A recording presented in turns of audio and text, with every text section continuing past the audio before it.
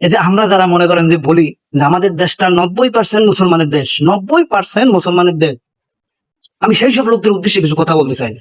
এই দেশটা এখন কোন পর্যায়ে আছে, কিভাবে চলতেছে সেটা দেখতে পাইতেছে, কিন্তু আমার কথা হইলে এই 90% মুসলমানের দেশ, 90% মুসলমানের একটা কান্ট্রিতে সমকামিতার পারমিশন চাই আন্দোলন করে, এটা কেমনে সম্ভব ভাই আমার বলেন?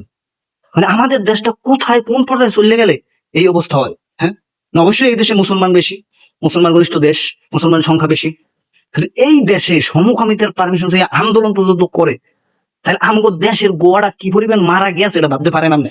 কারণ একবার একটু চিন্তা করেন, একবার একটু ভাববে দেখেন যে কি পরিমাণ গোয়া মারা আমরা খাইতেছি। এই সমকামিতা এটার মতো নিকৃষ্ট কাজ এই পৃথিবীতে নাই। ঠিক আছে, প্রথমে তো মনে করেন যে আপনার গোপনে করতো এরা, ঠিক আছে, তারপর করতো তারা নিজেরা নিজে করতে রাখতো। এখন অনেকে দেখছি পেজও আছে, মাঝে মাঝে সামনে আসে, ধাপ করে রিপোর্ট মারি ধাপ করে। এখন আমাদের পরিস্থিতি এমন পর্যায়ে চলে গেছে, এখন এরা এটার বৈধতা চায়, এটার জন্য আবার আন্দোলন করে।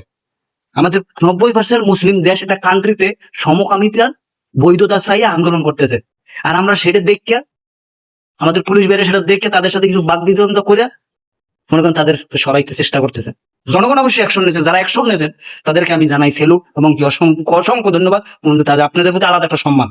কিন্তু আমার কথা হচ্ছে যারা এগুলো বন্ধ করার ক্ষমতা রাখে, আমরা ভাই সাধারণ পাবলিক, আমরা দুটো কথা বলতে পারবো, নিন্দা করতে পারবো, আল্লাহর কাছে দোয়া করতে পারবো, আল্লাহ এদেরকে হয় হেদায়েত দেন, না হয় ধ্বংস করে দেন, হেদায়েত দেন না হয় ধ্বংস করে দেন। আমাকে এইটুকু বলার ক্ষমতা আছে, এবং ইনশাল্লাহ আমি এটা বলি, সবসময় বলি, যখন এই জিনিসটা মনে করবার সামনে আসে তখনই বলি আমার এইটুকু ক্ষমতা আছে। কিন্তু যাদের ক্ষমতা আছে এদেরকে শায়েস্ত করার, শাস্তি দেওয়ার, তারা এটা কেন করেন?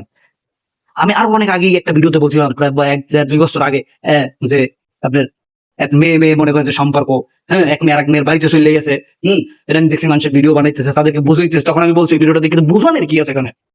মায়ের উপরে কোনো ওষুধ নাই ভাইয়া।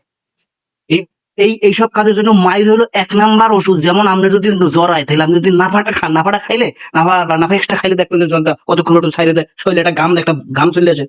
তো এইরকম এটা নাফার মতো কাজ করে। তো যাদের ক্ষমতা আছে এদেরকে ইচ্ছা মতো যতক্ষণ লড়বে অতক্ষণ পিড়াইয়া জেলের ভিতরে নিয়ে ইচ্ছা মতো বানাই নেবো, ভূত এই মাথার থেকে এই ভূত ছড়াই নেওয়া, তারা দয়া করে এটার ব্যবস্থা নেন। আমাদের পরবর্তী প্রজন্ম যে কতটা ভয়ঙ্কর বা কতটা নিকৃষ্ট এইটা জড়াইতেছে, এটা নিয়ে আমরা কিন্তু সিরিয়াস না। আমরা দেশ নিয়ে, রাজনীতি নিয়ে, কেরা কি করলো, কেরা কি খাইলো না খাইলো, এটা নিয়ে আমরা সিরিয়াস। কিন্তু এই জিনিসটার উপরে ফোকাস দেওয়া উচিত। দেশের সরকার ব্যবস্থা বা যারা দায়িত্বে আছেন দয়া করে এটা ফোকাস দেন।